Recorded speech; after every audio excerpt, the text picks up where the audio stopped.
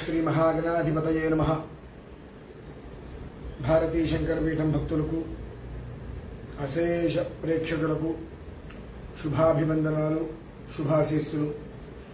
చెబుతున్న విషయం జాగ్రత్తగా విని ఆచరించగలిగితే జీవితాలు బాగుపడతాయి. కాదు ఎవరో చెప్పాడు, మేము చూశాము, దానికి తగ్గ పరిహారాలు మేము చేసుకుంటాము అని అంటే ఇక కొన్నిట్లకి నిష్కృతి అనేటువంటిది ఉండదు. కడుపు నిండిన తర్వాత ఇంకా 4 ముద్దలు ఎక్కువ తింటాము అని అంటే ఆపసోపాలు పడేది మీరే అవుతారు. కడుపుకి ఎంతవరకు అవసరమో అంతవరకే తింటే అది ప్రాణాన్ని నిలుపుతుంది.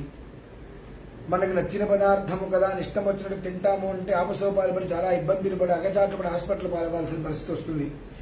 విషయం ఆల్రెడీ మనం చెప్పి ఉన్నాము.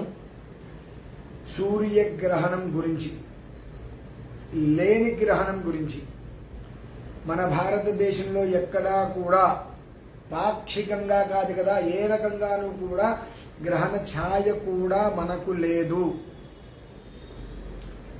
ఈ గ్రహణ ప్రభావంచే ఈ 6 రాశుల వారు బాగుంటారు అని చెబుతూ ఉంటారు. దేని విషయంలోనూ కూడా మీరు వినే ప్రయత్నం చేయకండి. ఎలాంటి పరిహారాలతోటి సంబంధం లేదు. గర్భవతులు కానీ, పిల్లలు కానీ, పెద్దలు కానీ యథావిధిగా నిన్న ఎలా ఉన్నారు, ఇవాళ ఎలా ఉన్నారు, రేపు అలానే ఉండండి.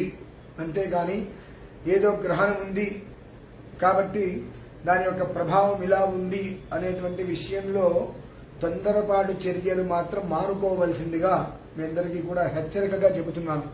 ఎందువల్లనంటే ఆకలి వేసినప్పుడు తింటే కడుపు నిండుతుంది,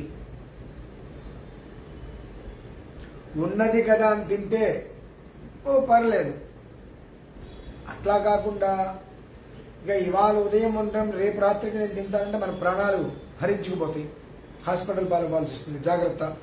కనుక ఎవ్వరు ఎన్ని చెప్పినా రేపు 12వ తారీఖు ఎలాంటి గ్రహణము లేదు, గ్రహణ పట్టింపులు కానీ ఏమీ లేవు. మన దేశానికి అసలు లేదు. ఐరోపా, గ్రీసు, ఉత్తర అమెరికా అటువైపు ఉంది. దాని యొక్క ప్రభావంగా ఇసుక రేణువంత నీడ కూడా లేదు. ఇవాళ ఉదయం నుంచి దాదాపుగా ఒక 400 మంది అడిగారు గ్రహణం గురించి. గురుగారు గ్రహణం ఏంటండి, గ్రహణ పరిహారాలు ఎలా ఉంటాయండి? చాలా మంది గ్రహణం గురించి చెబుతున్నారు. రేపు ఆ పరిహారాలు ఎలా అండి, ఏంటంటే ఏం చేయించుకోమంటారు, మన పీఠంలో ఏమన్నా చేస్తున్నారా, ఎలా ఏంటండి అని చెబుతా అని అన్న అందరికీ. ఎందువల్లంటే మనిషికి 400 మందికి నేను ఇంత విషయం చెప్పలేను. గ్రహణం లేదు అంటే వాళ్ళకి అనేక అనుమానాలు వస్తాయి. చాలా మంది చెబుతున్నారు కదండి, అది కదండి, ఇది కదండి అని చెప్పి. చెప్పటం వేరు, ఉండటం వేరు.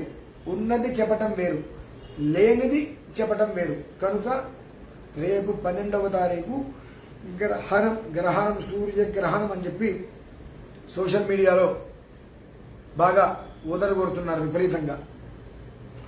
ఎలాంటి గ్రహణము లేదు. అర్థం చేసుకొని ఆచరించి మిమ్మల్ని మీరు కాపాడుకోవడానికి ప్రయత్నం చేసుకోండి. దానికోసం ఏవో పరిహారాలు చేసుకోవాలి, ఈ రాశుల వాళ్ళకి ఎట్లా, ఆ రాశుల వాళ్ళకి ఏమీ లేదు. ఏమీ లేని దానికి ఏదో ఉన్నది అని చెప్పి అభూత కల్పన ఏదైనా చేసుకునే ప్రయత్నం చేస్తే లేని దాన్ని కొని తెచ్చుకొని దారిపోయేటువంటి దరిద్రాన్ని తెచ్చుకొని ఒళ్ళో కూర్చోబెట్టుకోవటమే. కనుక ఆ పరిస్థితి ఎవరికి వద్దు. కనుక గ్రహణం లేదు, లేని దానికోసం తాపత్రయపడకండి. ఎవరో ఏదో చెప్పేవాళ్ళు 1,000,000 చెప్తారు. క్రాస్ చెక్ చేసుకోవాలి. దూకమంటే దూకేస్తారా? ఇక్కడ గోడ ఉంది, ఈ గోడ మీద ఇలా కిందకి దూకితే ఈ రాశుల వాళ్ళకి అద్భుతమంతా దూకేస్తారా? కిందకి దూకితే కాళ్ళు విరుగుతాయని తెలుసు కదా. అలానే ఏదైనా చెప్పినప్పుడు క్రాస్ చెక్ చేసుకోవడం చాలా అవసరం.